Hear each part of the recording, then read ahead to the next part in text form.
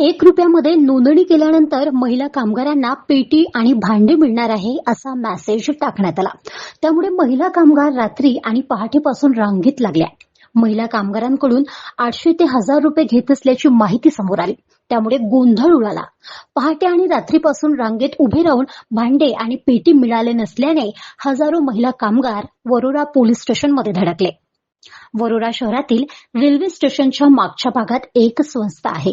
या संस्थेने ₹1 घेऊन महिला कामगारांची नोंदणी करून घेतली. त्यानंतर भांडे आणि पेटी साहित्य 12 मार्च रोजी मिळणार आहे असा मेसेज 11 मार्चला सदर संस्थेने टाकला.